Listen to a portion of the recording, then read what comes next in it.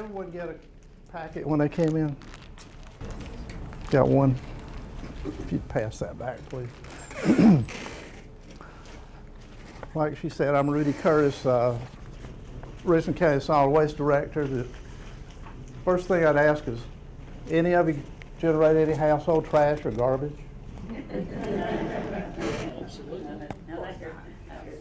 If there are, then I'm not talking to you, those people.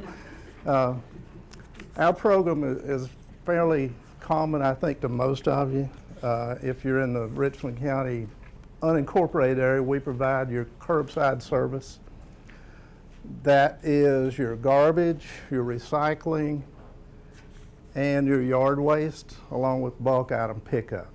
And those are by appointment. And the information I gave you, or the packet I gave you earlier when you came in, has this book in it called Talking Trash, and that has everything you ever wanted to know and lots more. If you will read it and pass it around to your neighbors, it will be very helpful to you. The department's made up of three groups, really. There's the collections division, which most people are most familiar with because it comes by your house at least 2 to 3 times a week. The other group is the landfill division, which if you have any construction debris or yard waste that you want to take to the landfill yourself, or tree cuts or things of that nature, big items, you can take that to the landfill. We also have a drop-off center at the landfill and in the lower Richland part of the county where you can take large recyclable items, electronics, used oil, lots of things you don't get recycled at curbside. We have 2 drop-off centers now that handle all of those bigger items. Another one is the third division, is one you probably don't want to know about too much. That's the refuse control section. We have 4 officers who patrol the county full-time, looking for litter issues, open dumping, compliance issues within the program itself. Now, most people don't get into the details really deep, but the curbside program is fairly complex. It's the bulk of our money is spent on that program, and each household in the county pays $249 per year for that curbside service. There are 8 service areas in the county, and we have 8 private contractors. Actually, there are 5 private contractors who service those 8 areas.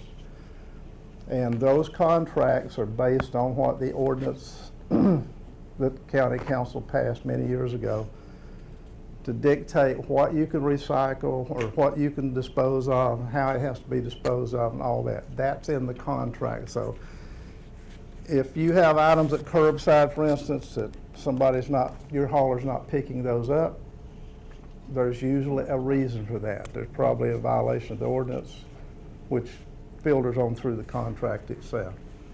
So if it has a compliance issue or it's not eligible, they will put a tag on it.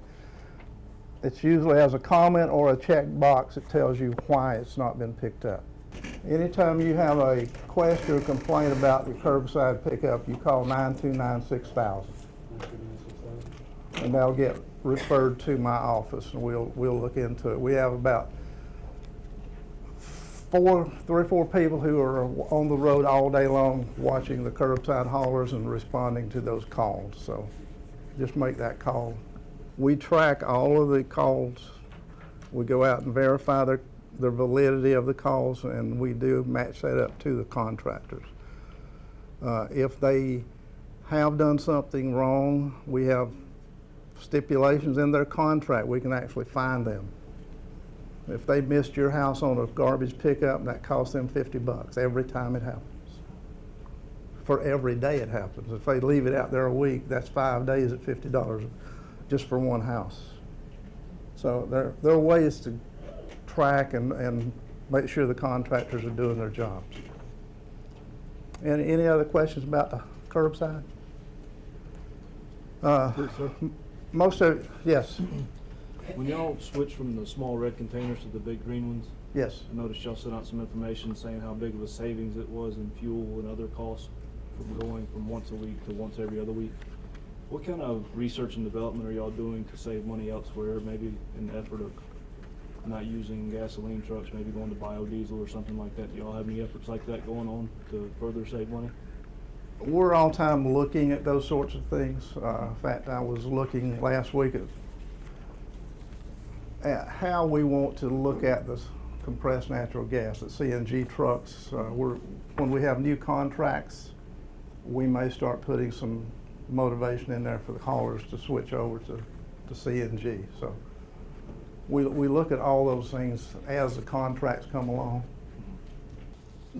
We have two drop-off centers. One of them's a landfill. We have a 600-acre site where we have our main offices and our old landfills, and we have a current operating landfill for construction demolition debris. That site has a drop-off center for tires, mattresses, used oil, electronics, scrap metal. Did I say mattresses? Carpet, we recycle carpet. We have cooking oil. We have fluorescent bulbs that we collect there. Latex paint. So there's a large number of things we actually can recycle at the landfill and on our Lower Richland drop-off site, which is down off.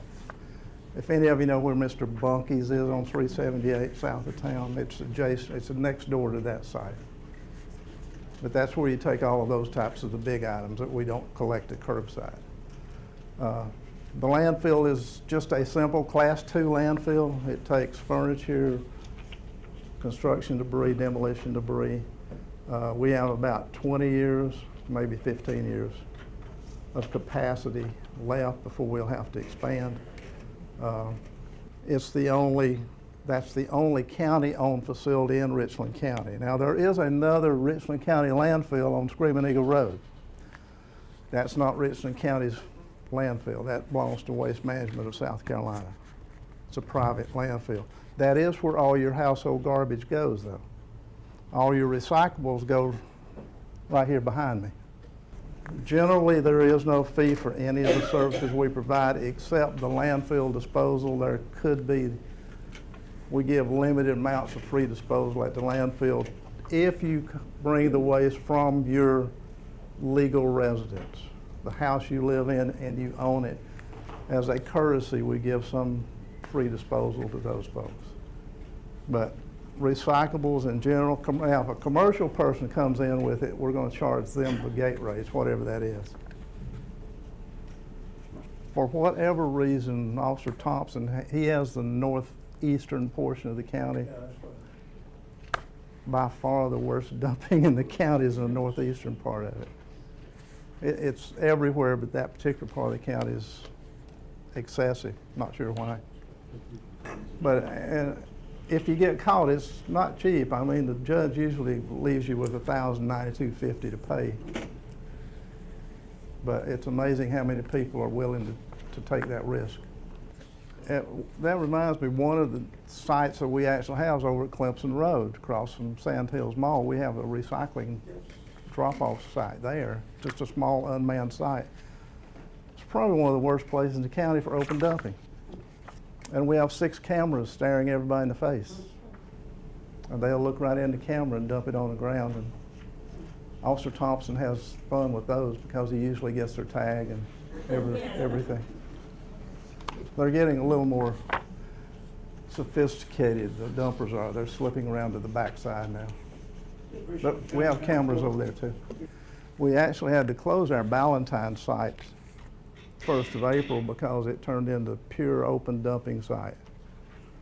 We've had it for a number of years, and it got to the point we had to send a truck every day to pick up the garbage and debris that they dumped on the site. So all of it's money. You just got to figure out what direction. One of the things we're proposing to council is to put full-service drop-off centers, and one in the northwest part of the county, one in the northeast part of the county, that would give you the same disposal that the landfill offers, and it would give you all of the recyclable item, just drop off too, like we have at Lower Richland.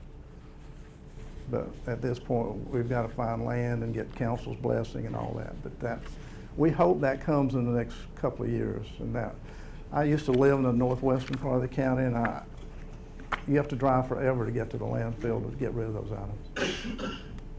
items. And just throw out a couple of numbers speaking about the plant here. We're putting about, 1,200 tons a month into this site from the curbside pickup, which is the most we've ever done. It's up about 25% over before we got the lime green roll carts to today. It's about 25% up and still growing. So.